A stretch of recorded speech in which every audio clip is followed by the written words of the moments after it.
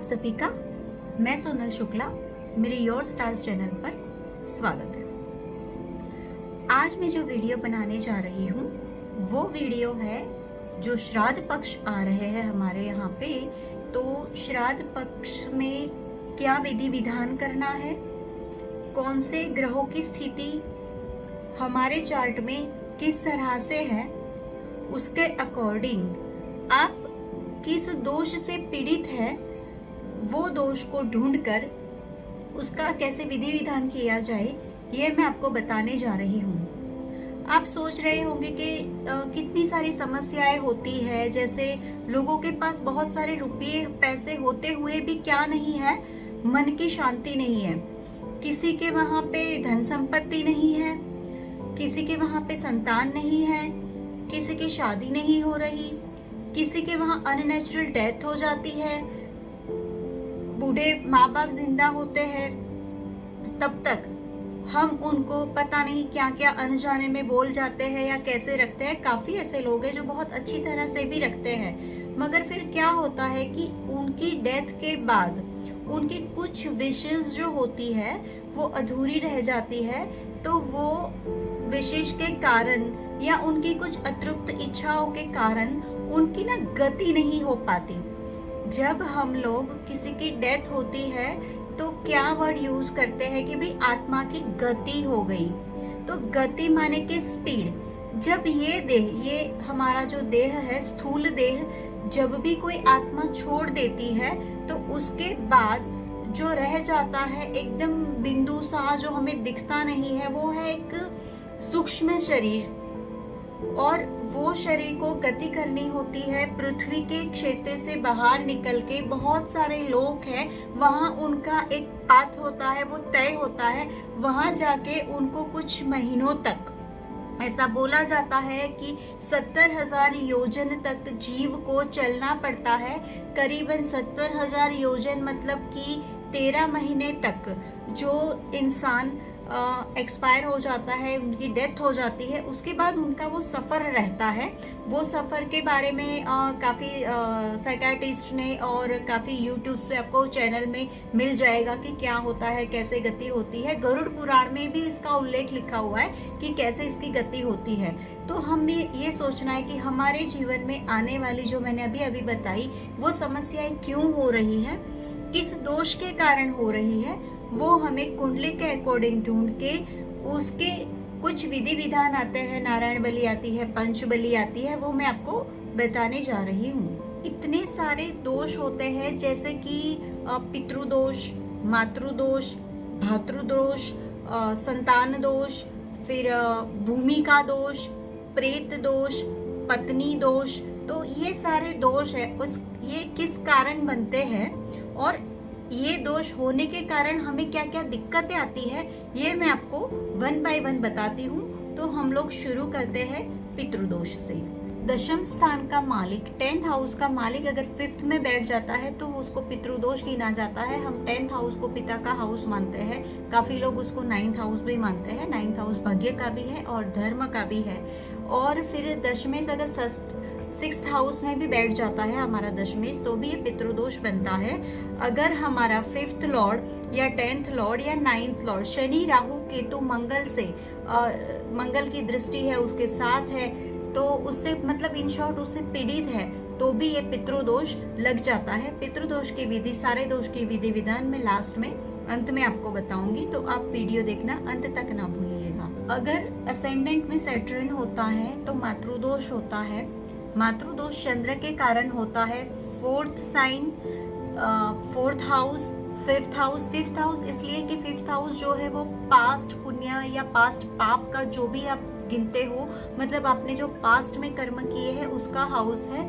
तो जब भी पंचमी जो है वो कर्क राशि में होता है और दुष्ट ग्रहों से ग्रसित होता है तब मातृदोष होता है। या चंद्र किसी न किसी कारण से पंचमे 5th हाउस में होता है, नीच का होता है, या राहु केतु शनि से युक्त होता है या उससे द्रष्ट होता है, तब मातृदोष होता है।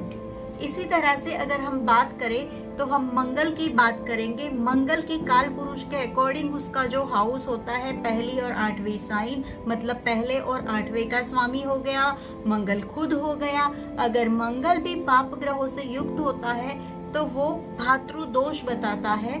इसी तरह से पत्नी दोष अगर हम देखते हैं तो वीनस मतलब शुक्र है, अगर वो पीड़ित है, स्पेशली राहु और केतु से या शनि से पीड़ित है, तो ये दिखाता है। और काल पुरुष में आपको उसकी दूसरी और सातवीं राशि के जो स्वामी है उसको भी चेक कर लेना चाहिए। इसी तरह से आप मंगल को भूमि दोष के रिलेटेड भी ले सकते हो, क्योंकि मंगल भूमि का भी कारक है। इसीलिए अगर मामा का दोष देखना है तो आप कुंडली का छठा भाव देख लो। अगर छठा भाव ग्रसित है, खराब ग्रहों से युक्त है, या फिर राहु केतु के गिरफ्त में है, या वो पीड़ित हो रहा है, उसका लॉर्ड पीड़ित हो रहा है, तो आपको मामा के ग्रह का, मामा के घर से जो पितृदोष आता है वो आपको सहना पड़ता है। और एक होता है प्रेत दोष। प्रेत दोष इस तरह से बनता है कि शनि ग्रह जो होता है उससे बनता है। स्पेशली शनि के साथ राहु हो गया, शनि के साथ केतु हो गया। मंगल तो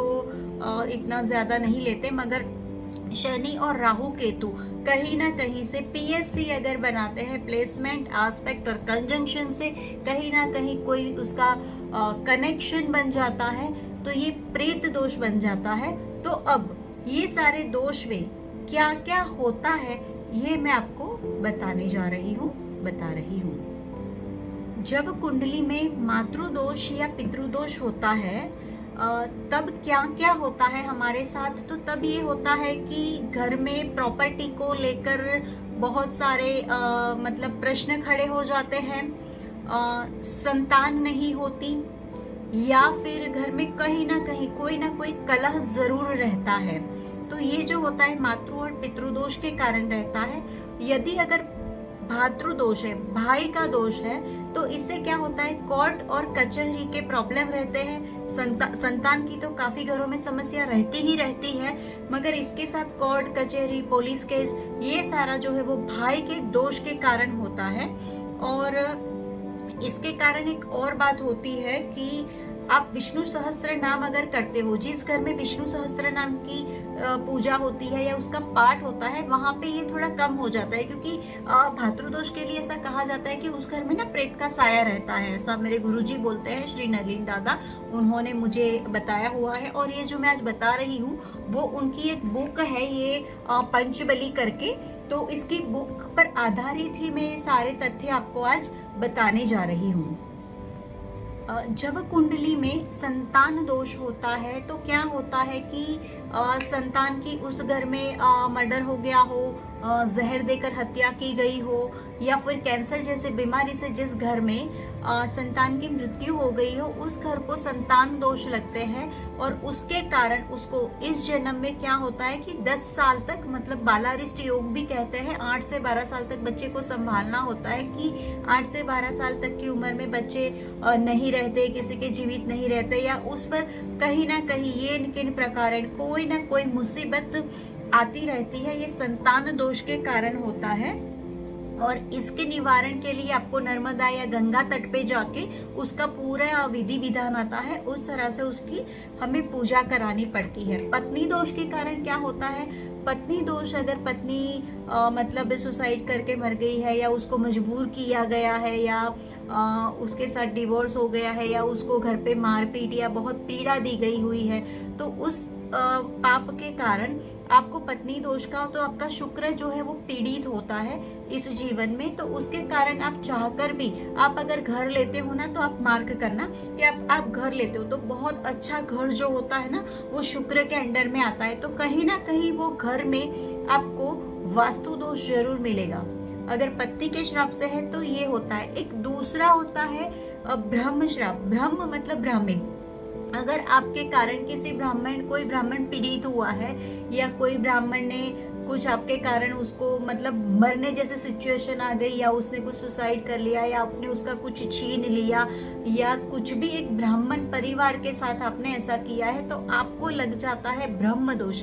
ये ब्रह्म दोष का निवारण है कि आपको 5 लाख गायत्री मंत्र करने पड़ते हैं, तब जाकर आप एक ब्रह्म श्राप से आपको मुक्ति मिलती है। प्रेत बाधा या प्रेत दोष कब लगता है कि जिससे हमारा ब्लड रिलेशन है उसकी मृत्यु अगर हमारे कारण होती है, या उसकी मृत्यु में अगर हम निमित्त बनते हैं, कारण बनते हैं, तो ये प्रेत दोष होता है। ये प्रेत दोष के निवारण के लिए आपको रुद्राभिषेक आपको कराना पड़ता है, पितृ यज्ञ कराना पड़ता है, या नारायण बलि करके एक विधि आती है स्पेशल पितृओं के लिए, वो करानी होती है। कब और कैसे कहाँ पर, ये मैं आपको अभी बताऊंगी। और ये जो जमीन होती है, हम भूमि दोष कहते हैं, तो जो जमीन होती है वो भी 4 प्रकार की होती है, ब्राह्मण, क्षत्रिय, वैश्य और शूद्र। जमीन में भी ये 4 प्रकार होते हैं, और इसी वर्ण के आधार पर जमीन पर हम काम कर सकते हैं। ऐसे ही कोई जमीन पर हम कोई काम नहीं कर सकते। तो इसीलिए बोलते हैं ना कि जिसको जमीन की परख हो, मतलब पहचान हो, वो जमीन पहचान सकता है। लाइक जैसे कोई जमीन है वो ब्राह्मण वर्ण की है, तो वहां पे टेम्पल, धर्मशाला या धर्म का ही कोई अगर वहां पर बांधते हैं या उसका यूज उसमें करते हैं तो हमें सफलता मिलती है। मगर ब्राह्मण वर्ण की जमीन है और हमने वहां पे एक बड़ा सा कारखाना खड़ा कर दिया, वहां पे हमने वो पशु पक्षी मारने वाला वो खड़ा कर दिया, कोई जगह ऐसी जहाँ पे हम पशु काटते हैं, वैसा काम किया, या कोई गंदा सा काम किया, तब हमें जाके भूमि दोष होता है। इसी तरह हर प्रकार के वर्ण के हिसाब से वहां पे बनना चाहिए। जैसे वैश्य वर्ण की अगर जमीन है तो वहां हम रहने के लिए, यहाँ हम शॉपिंग मॉल बना सकते हैं, वो सारी चीजें हम वहां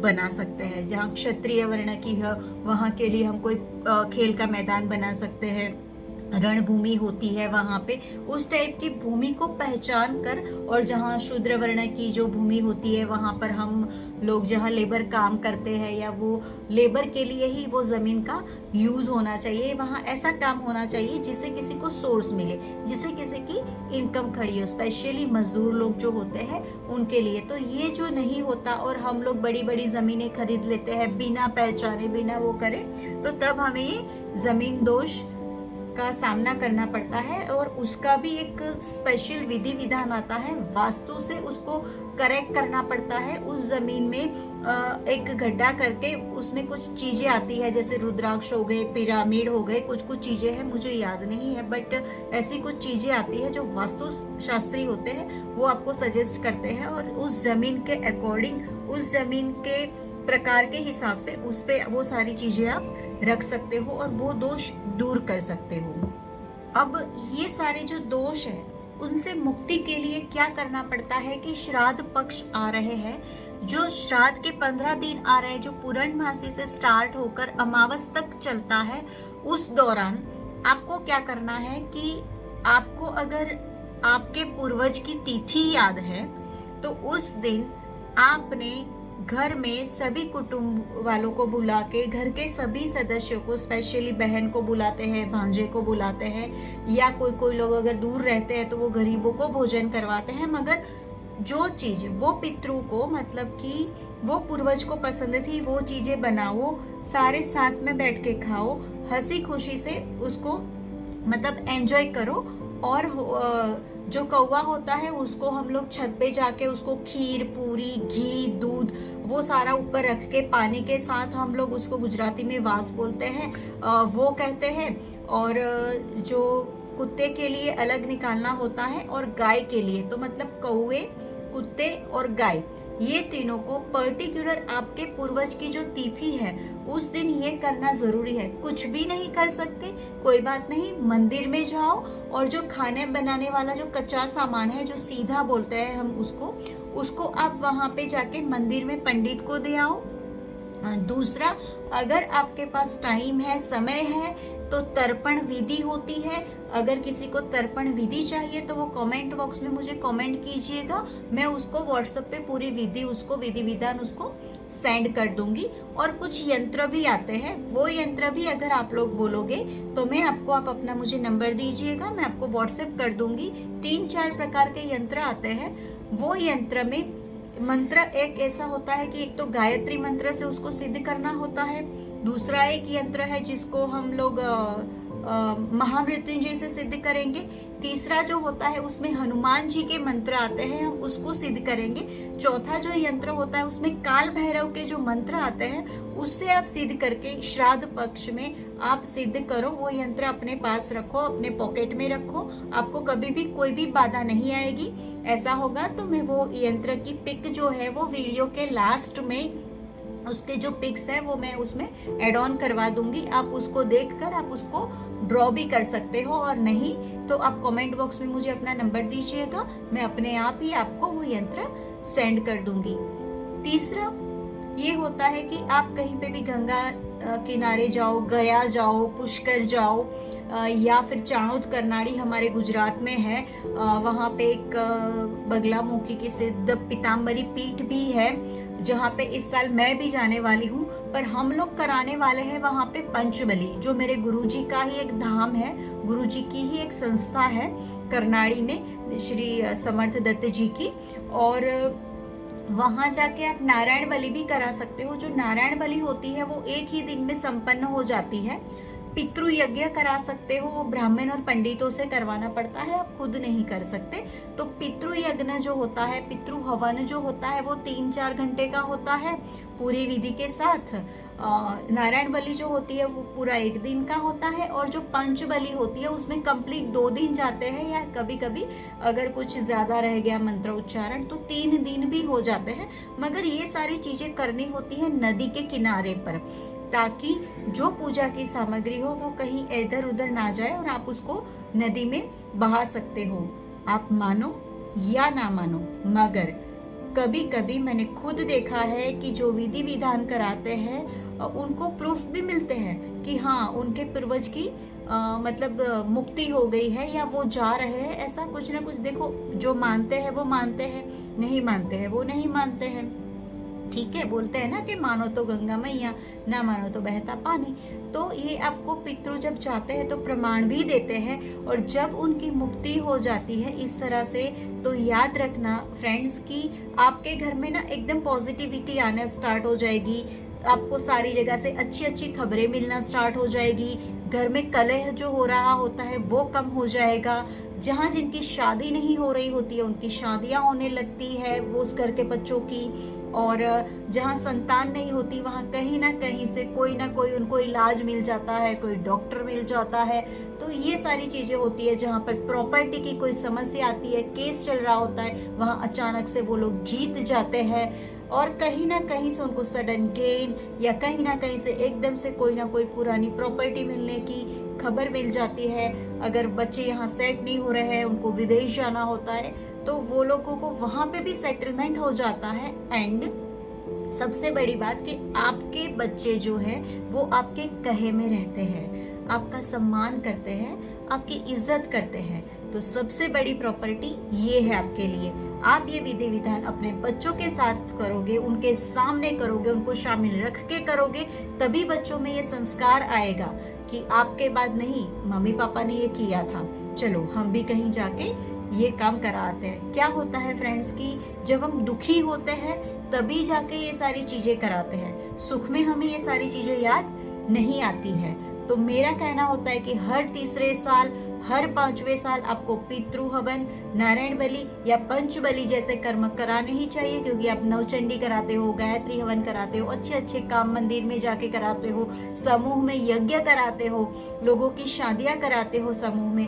तो आप अपने लिए और अपने परिवार के लिए ये 15 दिन आने वाले श्राद्ध में अगर ये चीज कर लेते हो तो आपको बहुत बहुत ही फायदा होगा। मेरी कोई एडवाइस चाहिए वो बिल्कुल फ्री है, आप मुझे कमेंट बॉक्स में अपना नंबर दीजिएगा या मुझे पूछिएगा, मेरा व्हाट्सएप आपको सामने से आ जाएगा।